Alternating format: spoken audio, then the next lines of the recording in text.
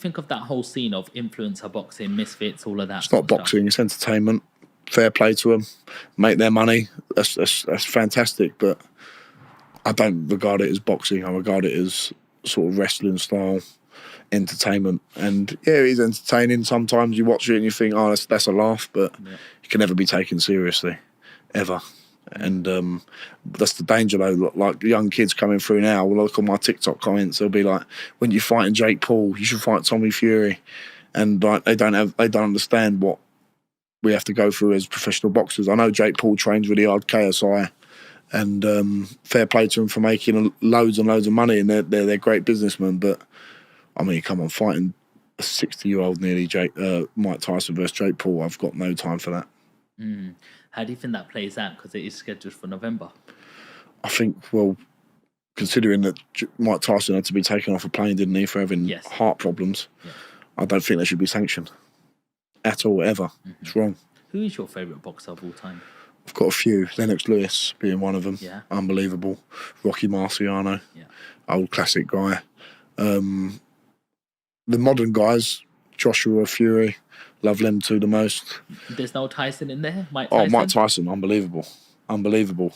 But in terms of my favourites, probably Lennox Lewis, someone like that, Vitaly Klitschko. But Mike Tyson, in his prime, watched him 18, 19, 20 years old, smashing people up who were like 10 years older than him, getting a world title at 20 years old. Unbelievable. Johnny, a big name has just been dropped. Yeah, everyone's talking about Chisora and you. Yeah. You know, everyone's just like putting you straight into that Another mix legend. now. He's like, you know, War Chisora, they call him, don't him? He's like a real veteran.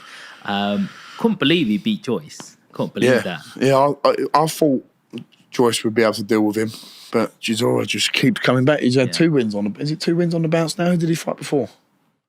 He fought someone else recently, but he just keeps coming back, and if he's still winning, Joe Joyce is a great name to have on your resume. So I've got a lot of time for Joe Chisora. He's a legend, and people have been bounding our names around. Eddie being the main man who's been doing that, and I feel a bit disrespectful to thinking like I'm calling for that fight. So I'm not calling for it, but if Derek Chisora came and said, let's have a fight at the O2, let's set it out, I want to do it, I wouldn't say no. It would be an honour to share the ring with Derek Chisora, and I think I'd have a good chance in. I'm not saying I'd win it, but I'll give a good account of myself, you know? Yeah. How much of a task is it for Chisora being a 40-year-old? That's the problem. Maybe if it was 3-4 years ago, I'd feel slightly differently. But age waits for time waits for no man, and he's been in some grueling fights, and I think Del Boy's a great character, and I think he's an unbelievable guy, unbelievable for British boxing. He'll go down and be remembered by a lot of people, and time waits for no man. How important is timing in terms of when you're facing your next opponent? You know, if you go straight for Chisora, where do you go from there? You might be able to, you know, face an opponent like that. You might be able to get through a wall like that and show a lot of, you know, toughness, but is it too fast too soon because you've had all these first round knockouts? Not sure how much experience you're getting in the sort of actual ring. Fighting Chisora, imagine beating him. Where do you go from that? That's the thing. It's not an immediate fight. It's whether it's just an idea that's been bandied about. I've obviously got Rudenko locked in for my next fight. That could give me some great experience. He could be he'd probably be my toughest fight to date. And then you assess from there. It's very important, as you say. You've got to look at one fight at a time. And all that's on my mind right now is beating Rudenko whenever that happens in the next month or two. How does it feel like when you're training for a fight? You've got your trainer there, you've got a manager there, you've got a whole team around you. What happens when you're in that ring and you're alone all of a sudden? That's it. That's the name of the game, isn't it? Like, it doesn't matter how... This is the thing with boxing. It's quite unique in a way. You don't have 10 other football players on the pitch. You don't have 14 other rugby players. If you cut corners, it's going to show. And if you're moaning about coaches, trainers, managers, it's up to you to put them all into line, because at the end of the day, you're the one who's going to be seen in the ring and be accountable for what's happened in the camp. So you've got to take an onus on that and be the boss. Unfortunately, without sounding arrogant or belittling the other people, you've got to be in control, because the only person it comes down on when it all goes wrong is you. That's the bottom line. and you're the one who takes the punches in the head. No one else does. Not your manager, not your trainer, not your promoters, not your strength and conditioning coaches. They're all part of your team, but the one who's going to be getting punched in the face is you. Does it ever get to you mentally? No. I love it. I absolutely love what I do. I get to go up and train every day. I love training. It keeps my head screwed on. If I couldn't train, I think I don't know what I'd do. It keeps me sane, for like it does for a lot of people. So yeah, I absolutely love the ability that I've got to go and train and do something I love every day. Before you're ready to challenge for a major title, what milestone do you feel that you need to hit?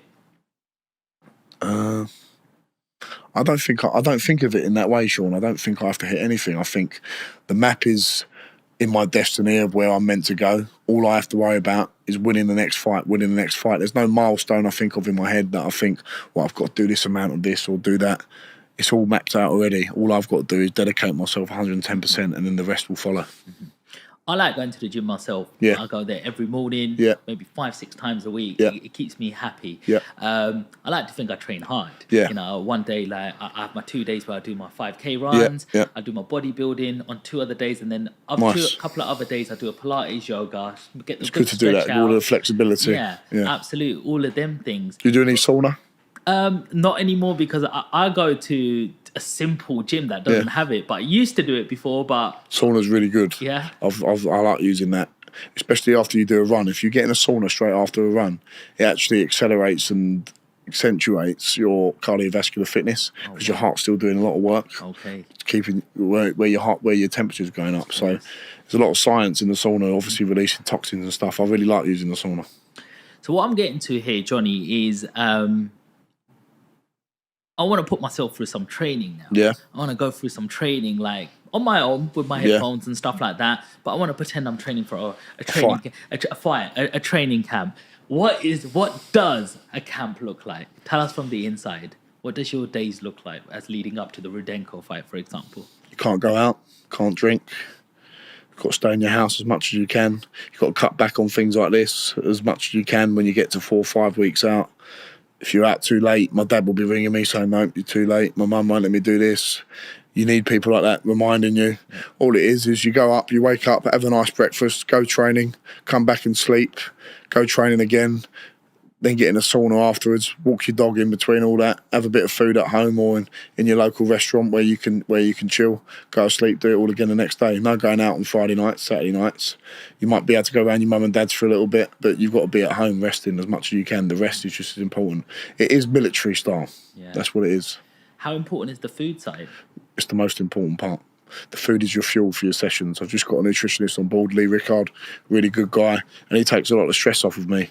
And he educated me a lot on food, because you think you know what you're doing, but you don't. And it's all about hydrating yourself properly, eating at the right times, eating leaner foods. And I've really noticed a change in my body shape the last 6 months, because I've really tightened up all my nutrition. Yeah. That's the little 3, 4, 5% that you need to get to the next level. So food is fuel. It's not food, it's fuel for your training, and that's what you've got to remember. Do you feel stronger with the new nutrition going in? I feel stronger, I feel leaner, but I'm still the same weight. My body fat's come down. That's just the byproducts of it. But that's a nice feeling, and you feel fit and strong. I feel powerful, and I wake up in a good frame of mind, and I know that I'm doing everything correctly, and that's good for your mental side as well, because you know you're ticking boxes mentally. That's just as important. When you eat bad food, you feel bad. You are what you eat at the end of the day. Well, talking about food, I know you do like a certain Chinese. Yes, I do. That's what's had to change the most. I used to love the Chinese on a Saturday night. I don't even have that anymore. When I had the Chinese yesterday, we had a Chinese sit down. I have boiled rice, and the Blue Orchid make me like a beef Cantonese style dish, which is just like really fresh beef with vegetables in it, ginger, soy sauce. It is absolutely beautiful. I don't have any of the sweet and sour chicken balls, lemon chicken, sweet kumpo prawns. I can't have any of that. I just have the grilled, the boiled rice with a nice bit of beef Cantonese style, and it's nutritious. The Blue Orchid's a great place. They cook everything fresh, and I can enjoy that guilt-free. How important is it to eat well even when you're not in camp as well? That's what I've had to change. I've had to make sure that I eat well all year round. Not just like listen, after a fight, I had the 5 guys have something else bad on a Sunday, and then this fight, I just thought, right, that's enough now. I want to get back to eating healthy, because I used to spend 5-6 weeks eating rubbish, and I'd not get really fat, but you notice a little bit difference in your body composition, and you feel sluggish, and it's just like a big claw back. You've got to train for 4 weeks to get back to any sort of fighting fitness. And